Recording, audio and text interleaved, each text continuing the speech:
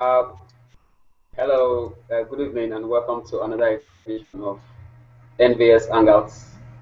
This edition, I have two gentlemen from Switzerland and from the UK. So I will start by introducing them. They will introduce themselves basically. So, Caro, your full name and where you're calling from, please. My name is Karen. I'm calling from London. I have Suleiman. Well, my name is Suleiman and I'm calling from Stockholm in Sweden, not Switzerland. Stockholm is Sweden. Thank you very much. I'm sorry about that. We start this discussion straight forward. We're looking basically on the electoral processes in Nigeria, and I will look at the build up to its election, the election that was held last week. Up till now, the discussion is still on about what went wrong or what the electorate did, or those that conducted the election and those that contested the election. So, Carol, build up to the election, Ekiti decides.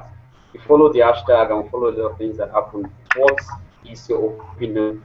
I'm talking about build up to the election. The build up to the election was like any other, I think it was like any other build up that you have in Nigeria. Sometime some people perceived it was going to be violent, but I think it's normal. It's the way you see build up to elections in Nigeria. You see bags of rice and Indomie noodles being shared and money being given out. There wasn't there was some talk about actual development and what the aspirants had done in office and what they would do in terms of their manifesto and things like that.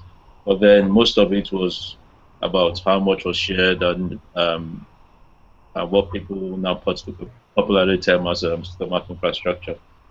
So that's what really happened in the build up to the elections, I would say. Suleiman, build up to the election. I know you follow the event also. Did you at any time witness both parties, the two major political parties struggling for the number one seat in Ekiti? Build up to election. What did you observe between Well, APC, PDP, and all that? what I observe is um, uh, um, the bill to the election is to witness some constitutional breaches, especially from those from the opposition party by state security agencies. So that is what we first witness as a build up to the election moving forward. So an election is a process. So and it begins with the build up with the actual voting day and the announcement of the results by electoral body. What we witness is constitutional breaches from the state security agencies, which are under the control of the federal government, that they use them to suppress and oppress the opposition party that is in control of Ekiti State.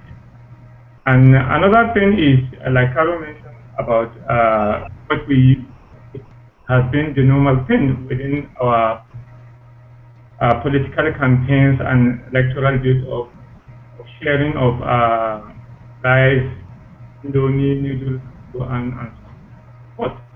And we all know that election in Nigeria is about how much you share, not what you offer as a manifesto to your electorate. And that has to do with the level of electoral voters' education and the alarming poverty rate that is in Nigeria. Thank you very much, Suleiman. In moving forward, I want us to look at the campaign between the two major parties that were, they were involved in full scale campaign, which is the APC and the PDP. Now, Akara, I want to start from you again. In your observation in both campaign, were there issues based or personality based? Were there issues? the campaigns of the campaign that were held in Ekiti State, were there issues based, I'll do this for you, I'll make more roads, we'll give you electricity, because the reason I'm asking this question, I watched both campaigns of the political parties. I discovered that at the point in time, the main focus was about personality of the opposition, or whoever is the opposition, either PDP is the opposition or APC is the opposition at a particular time. So were there issues based? Were they campaign to buy the people to say, okay, yes, I have heard what this man is saying, for this I will vote for him, or what? I think if you, even some PDP members, and I think even Okukwe and some other people within the PDP, they had talked about this election. And if you listen carefully to what they say, the key thing that they keep drawing out is Ayofaya actually connected with the people, connected in quotes. He eats corn by the roadside. He rides on Okada and things like that. That's in quotes, and they really couldn't lay down what because he has antecedents as well. He had been governor of Ekiti State previously, so they couldn't really lay down what he had done as governor. What they were banking on and what they were relying on was his popularity with the people, and it's quite unfortunate because a time like this where we are looking for a change in the politics of Nigeria, we're looking for where people bring development and we challenge them on development. It's quite sad that things had gone the way they went in Ekiti State, and it wasn't really about what they had done. I think the people mainly voted based on who they knew, and I think to an extent, Fayemi was a bit naive politically. I'm saying that, and it's not for the right reasons, but again, it's wrong because he was almost too sincere to make sure that the teachers were properly trained, to make sure that low-grade teachers and because at the end of the day, we're teaching the future of Nigeria. So you need to make sure that those who are doing that are competent people. And he wanted to retrain and test the teachers, and obviously they saw that as a threat to their jobs and to their livelihood. And it was quite difficult for him to convince them that, look, I'm doing this for the right reasons. And he was probably too sincere. And that's why I said he was politically naive, because some other politicians will have done that in their second term. And again, I think at the end of the day, I think Nigeria is the biggest loser on this Ekiti election, because other politicians will see that and just say, okay, you know what, I really don't need to do anything. I really don't need to do infrastructure for the future, for the long term. All I need to do is just to share money around and give people what they need right now, and things like that. And if you bring contractors to do any job, if they don't do it properly, you don't need to worry about it. Just make sure that the money is being shared around and things like that. So I think this Ekiti election I think it's teaching bad lessons, and Nigeria will probably be the biggest loser in Ekiti election. And if again, all they talk about is popularity of Ayofaya. Of course, you need popularity, but then popularity without infrastructure, without development, what has he done? What can he do for Nigeria? He's popular, yes, but then what can he do? And if you compare, even if you speak to Ayofaya himself and say, okay, if you look at Fayemi's resume, what he has done, and compare with yours, do you think who is better in terms of building infrastructure and moving the nation or Ekiti State and the nation at large forward? We'll probably concede that yes, Fayemi has done a better job, but then he wants to be governor. So okay, in moving, Carol, thank you very much. Now you took this discussion to what affected the voting pattern and everything. I want to ask you now, Suleiman. We've heard so many people talking about stomach infrastructure. Now, before we move in there, a few weeks ago, a few days or few weeks before the election, we saw bags of rice being shared around, and stuff. People started, we saw all branded pack, not the rice itself, all branded pack rice and all that, APC, PDP, and all that sharing rice. Now, would you agree or conclude to say, okay, the rice sharing formula that was seen in Ekiti State. Ekiti State is one of the most respected state in terms of educational standard. They have a lot of professors, people that are learned. In such a state, should rice determine voting pattern? Well, I think the ride sharing formula works in favor of the ruling party, obviously, because they have the date. But like you rightly mentioned, Ikiti slogan is called Fountain of Knowledge, which, like you rightly mentioned, I think ride sharing formula shouldn't be what will determine who wins election in a state that has a slogan as a fountain of knowledge. It's absolutely pathetic, but the good side of what happened in the election is I think our democracy is moving forward if an incumbent governor will lose in a free and fair election. You understand the point? Because APC is a control state. That tells you that in a free and fair election, the Nigerian president can also lose election in 2015. So that's the only positive side I see out of Ekiti election, that it shows that our democratic institutions are moving forward. At least. So, Suleiman, sorry to cut you short. Are you not saying that election was free and fair, in your opinion? Yeah, of course. In my own opinion, according to reports, you understand the point. So, but there is quite not too much report of rigging, but of course, the right sharing formula factors in determine, but that's not rigging. You understand? The people make their choice based on rights. Then we accept and respect the wish of the people.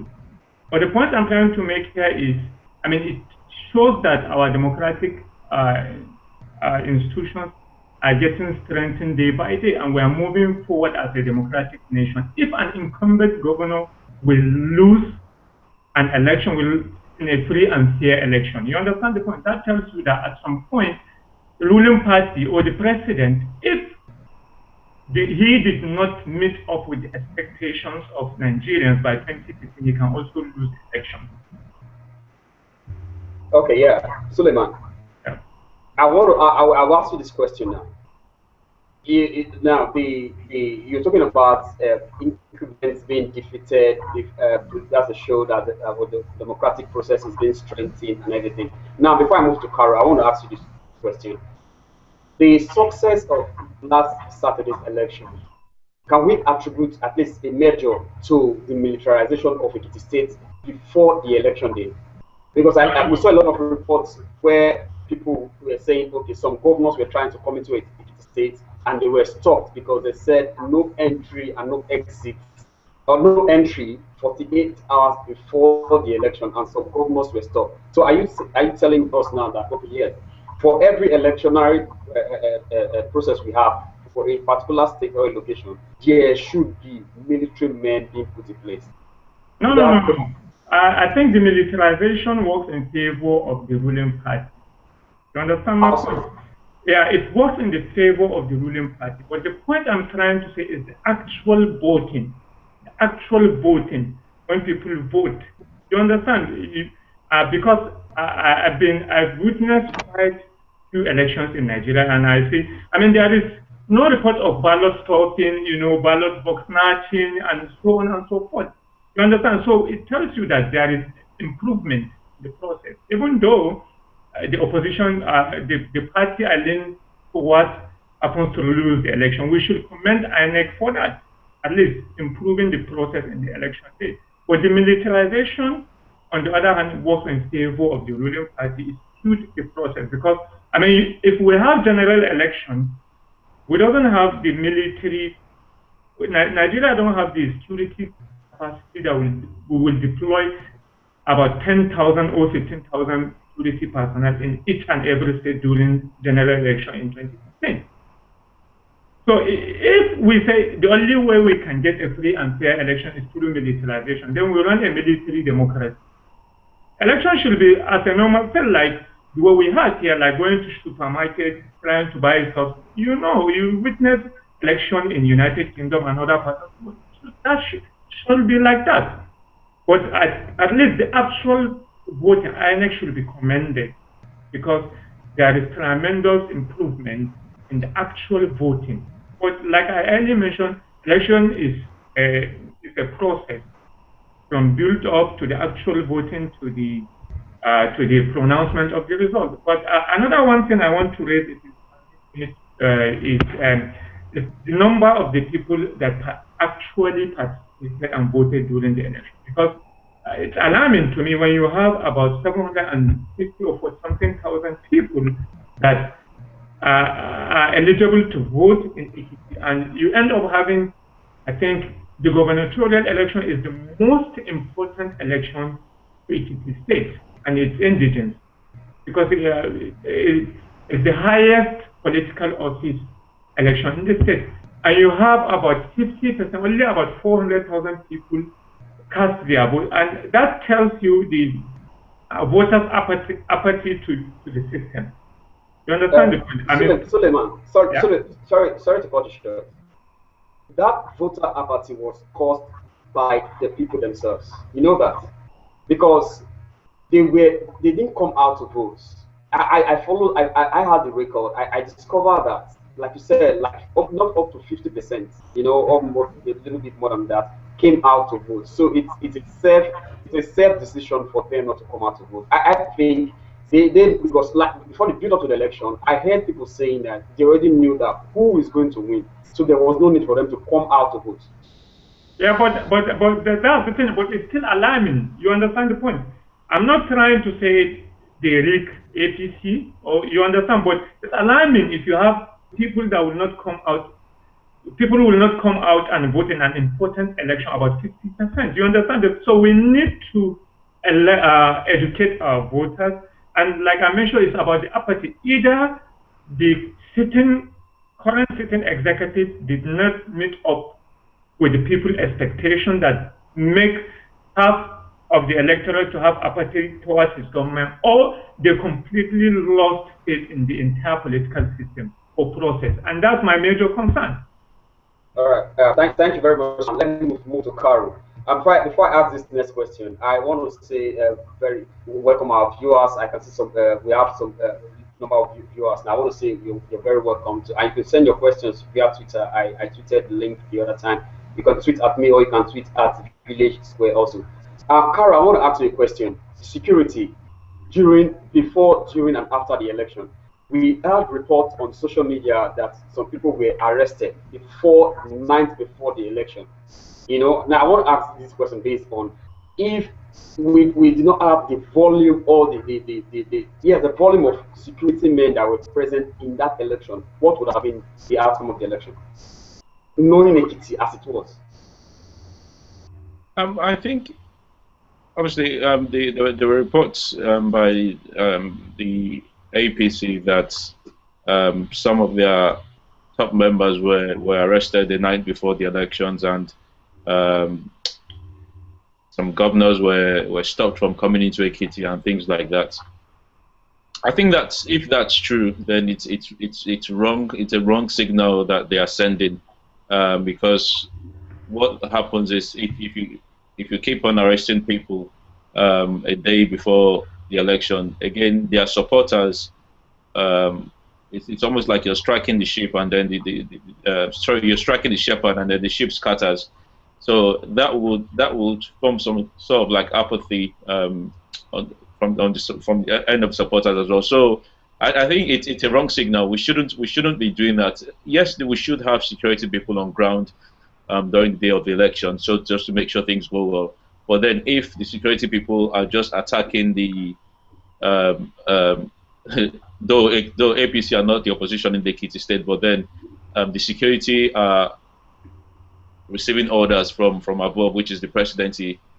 So I think that's wrong, because there was no story of any PDP high official arrested. We haven't heard that, if there is. So it seems a bit one-sided, and then it seems like it's the security or the military or whoever it was that were arresting people or detaining people were doing that from strict orders, because you can't really tell me that it was only the APC people that, even if they had done wrong, that did whatever. But then all this is down to because our electoral process is still wrong. Our electoral process is, I believe, if we want to have proper elections in Nigeria, the only way to, or the way to go is to have is to use technology and to have electronic voting, where you get rid of all these. You have to queue up um, to verify or verification, and then you have to come back to queue again to vote and all those things. All this can be done in one single step, where you have biometrics and everything can be done electronically, and within minutes or within the number of time we spend waiting for the election results, it will be done in a few in a few now. All these things you hear of militarization and all these things, it will be reduced, it will be mitigated, not necessarily stopped totally, but it will be highly mitigated.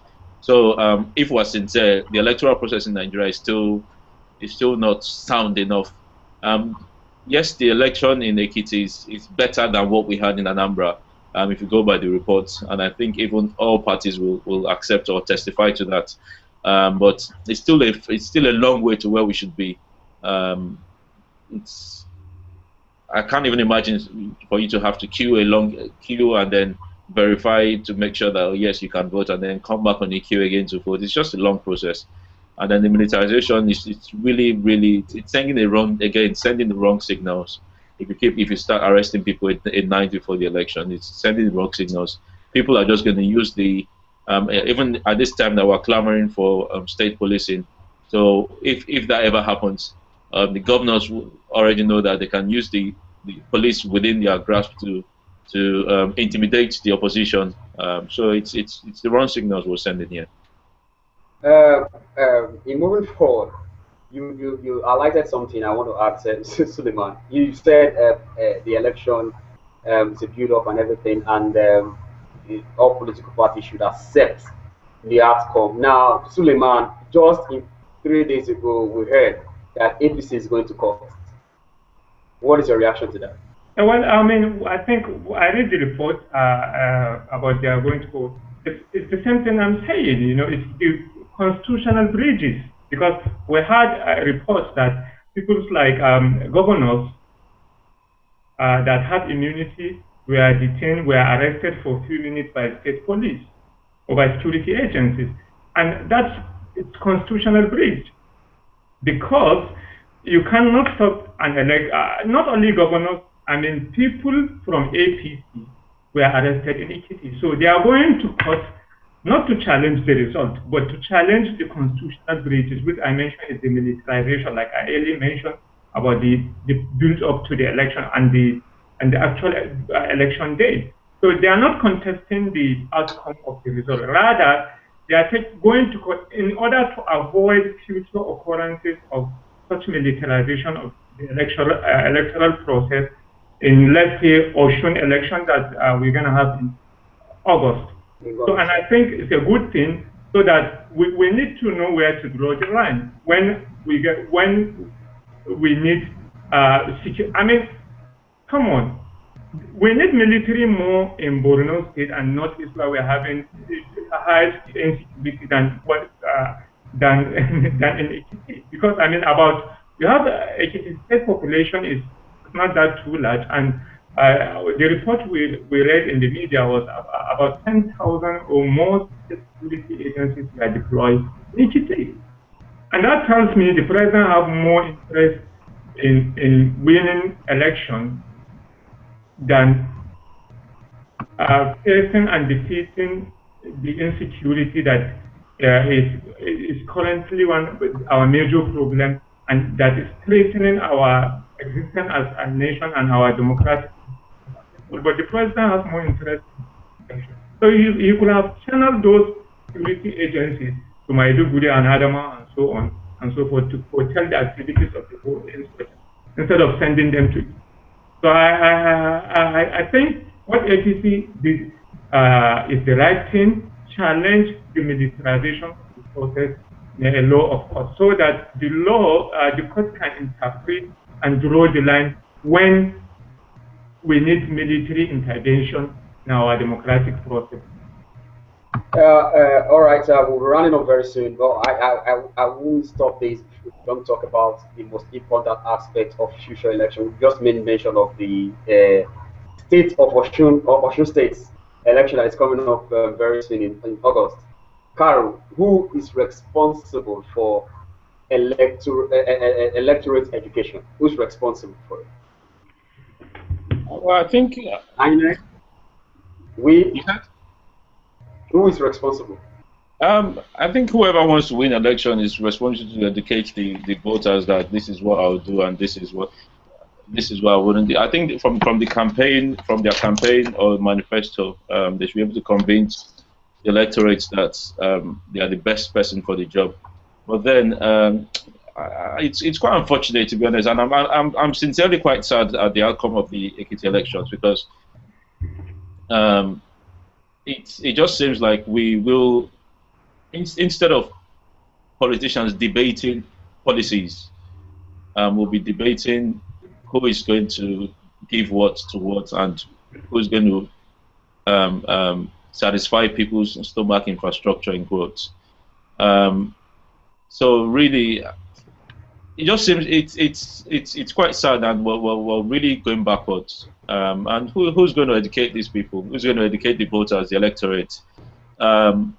It doesn't seem like it doesn't seem like there's even going to be more education than just do the right things, just to feed the people,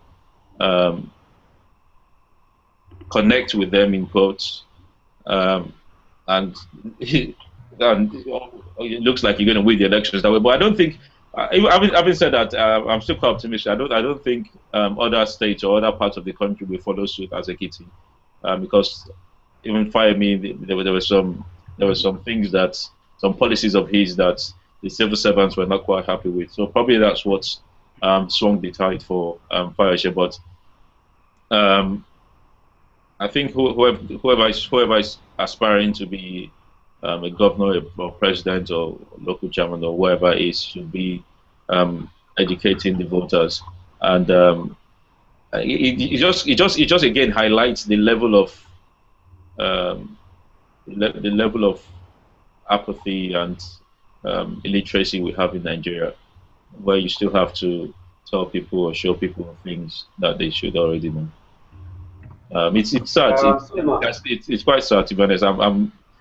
Because the thing is, I see, if let's leave APC and PDP aside. If you bring two people forward, you bring Fayemi and you bring Fayose, and say, who do you think should lead a state in the country?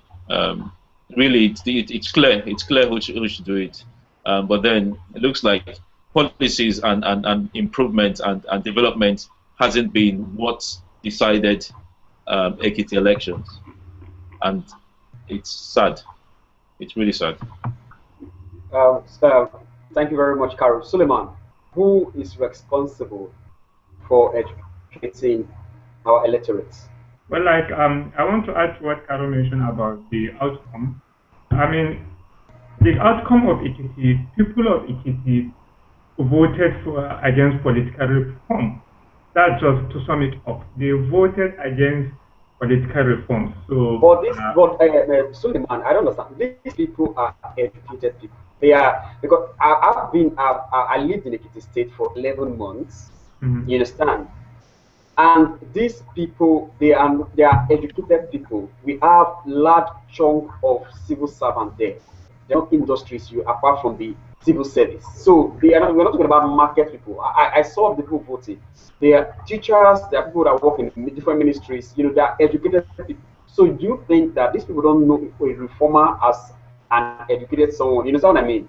A reformer, yeah, no, the point I'm trying to make here is, I didn't say they are not educated. I said they voted against political reform, which means they want the status quo to continue. You understand? Because it favors their pocket. They don't want political change. They don't want someone that will increase transparency and improve. They always want someone that will compromise and maintain the status quo. So if you bring reforms, it's the same thing that happens to Nasiru El-Rufai when he was FCT minister.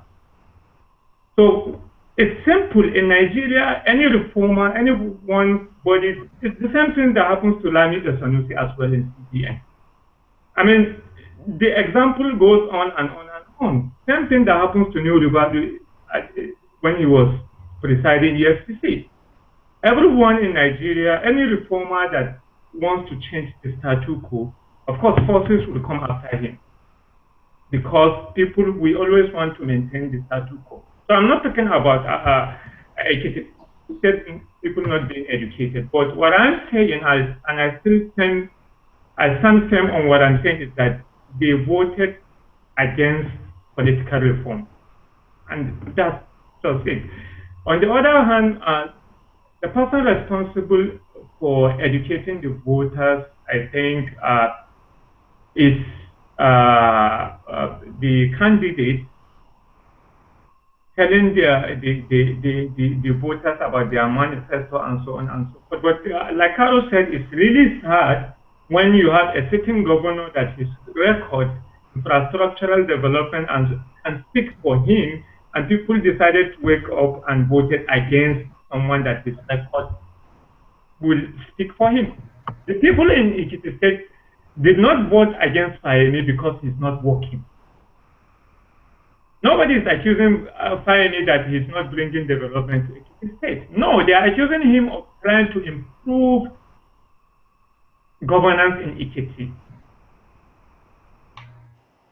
You understand? And that's the sad part of it. Nobody is accusing Fayemi that, okay, this guy is not working. No, we are accusing him because he introduced tests to teachers. Of course, we need to improve our education standards.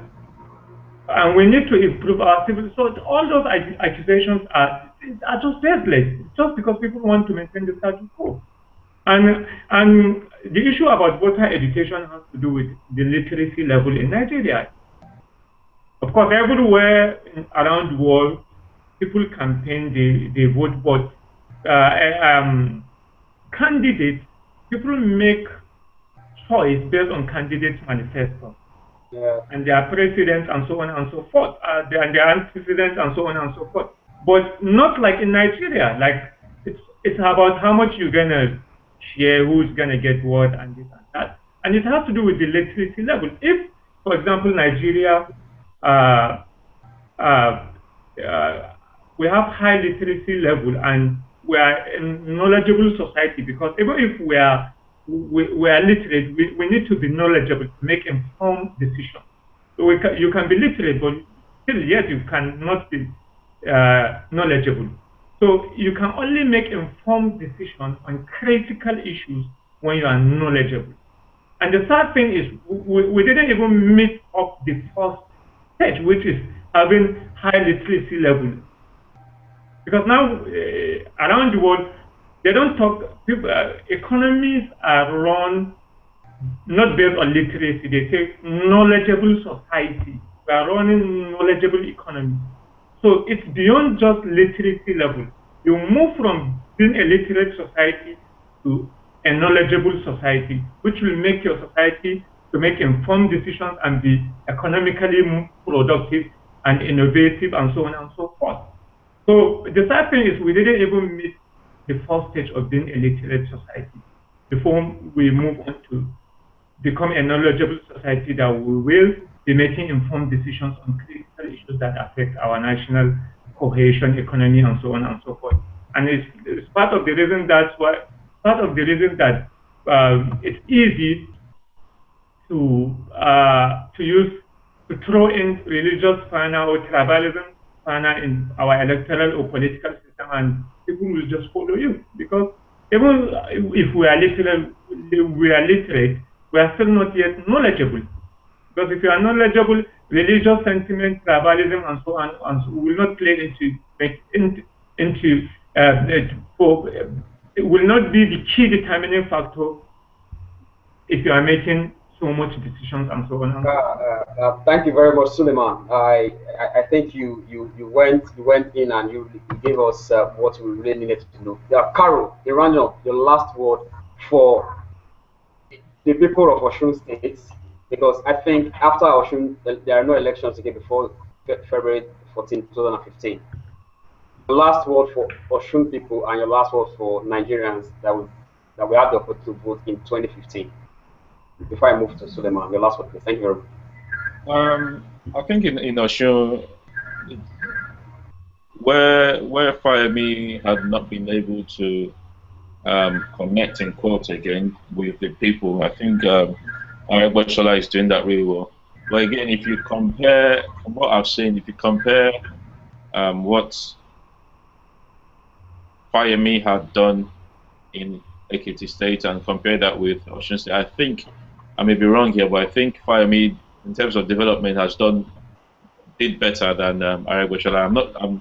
I may be wrong, but I think Aregbesola has a lot of connection with the people more.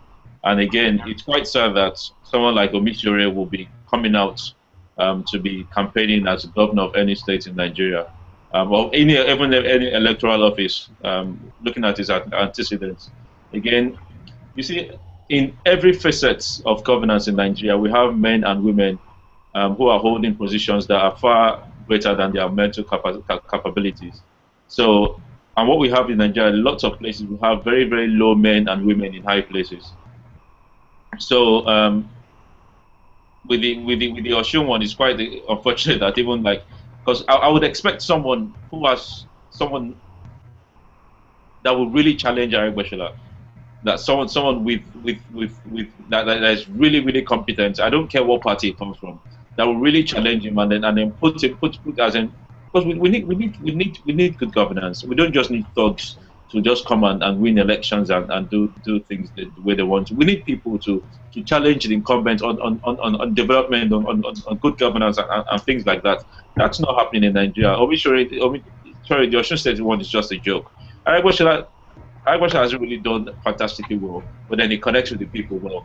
So I would really like someone who would challenge him, but then the person that the PDP are bringing is just a joke. Sorry to say. So my message to Nigeria is we should just continue hoping. I still have hope that Nigeria will change. I'm looking forward to 2015. I would advise Nigerians, mainly the grassroots and the middle is when you see your elites and if you talk to people in the grassroots, what they'll tell you is there's a lot of tribalism and ethnicity and nepotism going on. But the problem is it only affects people in the grassroots. They only talk about the Hausas are the problems, or the Igbos are the problems, or the Yorubas are the problem. But when you see the elites, when they come together on the looting table to loot, they don't know Northern or Southern. They see themselves as comrades on a common goal to loot. But then when they try to divide the people, the non-elites along religious and ethnic lines. So I'll just say that don't allow yourself to be divided along ethnic and religious lines, because if you do, it's only the non-elite, it's only the poor and the downtrodden that will suffer it. When the elites do whatever they want to after post-2015 elections, if what they do or what they plan to do succeeds, post-2015, they'll continue looting, and then they'll come together again to the table, the Northerners, the Southerners, and everyone, and then they'll continue to eat, they'll continue to share the loot. So my message to Nigerians at large, looking forward to 2015, it will be at your own peril if you allow yourself to be divided along religious or ethnic lines. Yeah, thank you very much, Caro. Suleiman, in 1 minute, please, what is your message to the people of Osun and Nigerians at large? Well, I think Osun people are different because if you remember in 2011 election, the entire Southwest voted for PDP, and it's only Osun State that sticks to the ACN candidate and voted for New Ribado. So I'm quite optimistic, and with the facts on ground and the work, the great and work that Aregbesola is doing, especially in education sector and so on and so forth. I think almost every household in Osun State feels the impact of Aregbesola transformation agenda, especially with the Omo Equal and so on and so forth that goes to the state education, which is a key driver for economic development. I'm very quite optimistic that Ocean State will stick to sustainable infrastructure instead of trading sustainable infrastructure for stomach infrastructure. And I hope Nigerians in 2015 will the ride sharing formula will not work in favor of any political party, either the ruling party or whosoever try to use the sharing formula, the ride sharing formula. People should, I think, vote based on manifesto and looking at candidates' records and so on and so forth in public and private offices. Which, because, like Carol mentioned,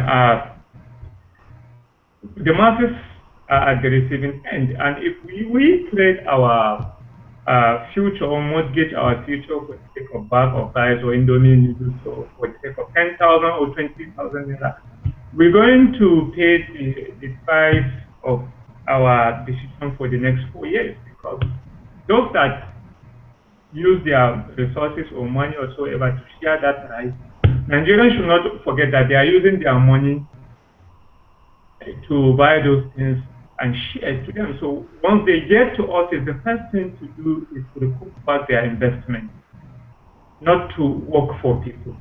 So I hope Nigeria and we will have a better election in 2015, and it will truly reflect the people wish. If Nigerians decided to vote for the status quo, well, I wish us good luck. And if we decided to vote for change, then let's hope it will reflect the wish of the people in 2015. Thank you very much, Suleiman, and thank you very much, Carol. I want to appreciate you guys for joining us on today's Hangouts, NBS Hangouts, and today we talked about election in Nigeria and electorate education, who is responsible, build up to Ekiti election, what went wrong and what could be done. And I will look at the coverage of INEC, how they've improved over the years, and we have been optimistic of a better outcome in the election, and what is going to happen in 2015, February 14th, precisely, which is one of the biggest elections, because now I think most people using social media, they have a lot of information, and my most desire is those of us that have access to social media platforms. We also have voters registration card also, so that we not only tweet and we also talk the talk by voting for our favorite candidate. Thank you very much once again. My name is Perkins Abaje, and this is NVS Hangouts. Till I meet you next time. To our viewers also, thank you, and thank you very much. Bye bye.